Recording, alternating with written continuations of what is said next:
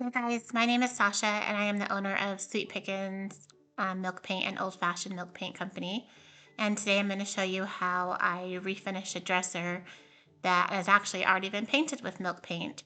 I painted this about a year ago, year and a half ago, but I never used it or sold it. And my daughter, she needed a new dresser for her apartment and she liked the style but not the color. So because it was already painted and had been finished before with our Sweet Pickins top coat, I just used a sanding block and I think it was about like an 80 grit on the sanding block. And I'm just knocking down the old finish that was on there. I just want to give the surface just a little bit of tooth, knock down the shine, just something, a little grip for the new milk paint to adhere to. So after that was done, I just dusted it off and then I am mixing up my milk paint. Milk paint is a powder. A true milk paint is a powder that you mix with water. So I add the warm water to my bowl first and then I add in the powder and I stir it well for about 2 minutes. Because milk paint is biodegradable, you can just rinse it down your sink. Because this was finished before I added the Extra Bond into my first coat of paint, and that will just give me a little bit of extra adhesion so our milk paint does not chip and flake off. Then once that was added and done and mixed up well, I'm just painting on my first coat here. The biggest tip with milk paint, I think, is just to paint in long, even strokes. And in the end, when your piece is finished, that's what's going to look the best.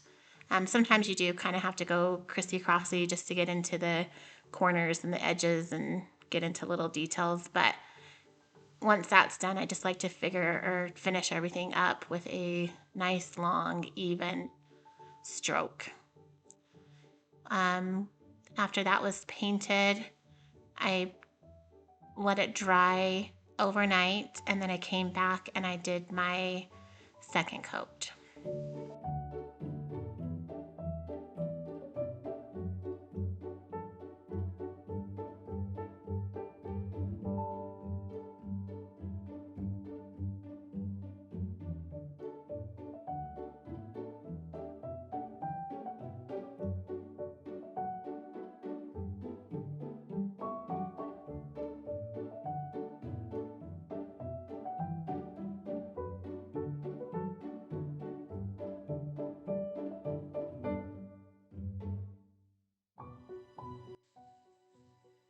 Okay, here it is next day and I'm applying my second coat. Because milk paint is a paint that you mix yourself, you can make it as thick or as thin as you want. And as milk paint sits, it will thicken.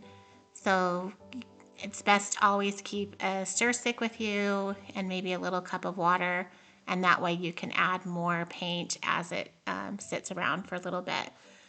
I do find that second coats are easier to do with your paint a little bit on the thinner side. So I just have it thin down a touch, adding my second coat on top. The good rule of thumb is if your paintbrush is dragging or it's hard to paint, your paint is too thick, and just to go in and add a little bit of water. Obviously, if your paint is drippy and running all over, then you need to add in more powder to thicken up your paint. Once that was dry, I believe I let it dry overnight. I just came back in with a sanding sponge. I think I'm using like a 200 grit here, maybe a 220. I'm just giving everything a light sand. I'm not trying to distress it. Milk paint sands really easily and it just goes really buttery smooth. So before I apply my finishing coat, I give it a light sand and then I use my same brush just to knock off any of the dust. And I am now going to seal it, and I chose our Sweet Pickins Oil Wax in black. You shake it up really well because the pigment settled to the bottom. Put it into a new container, and then I'm just using a thick wax brush to apply the oil wax. You want to make sure you get this into all the little cracks and crevices because it will look weird if you miss a spot. And then just apply the oil wax everywhere And then you're going to let this sit for about 15 to 20 minutes. Let it penetrate into the porous milk paint and help, the longer you let it sit, the more it's going to absorb and protect your milk paint. This is a piece that will need to be wiped off and cleaned from time to time. A dresser gets used. So that's why most of my pieces I do apply some type of a finishing coat, because milk paint is so porous and just matte and chalky. So usually it looks better when you have some type of finishing coat over top. And then once the oil wax is dried down a bit, you just wipe it off with a clean lint-free cloth until it looks dry and is even, and then you let it dry overnight before you can use it or place anything on top of it.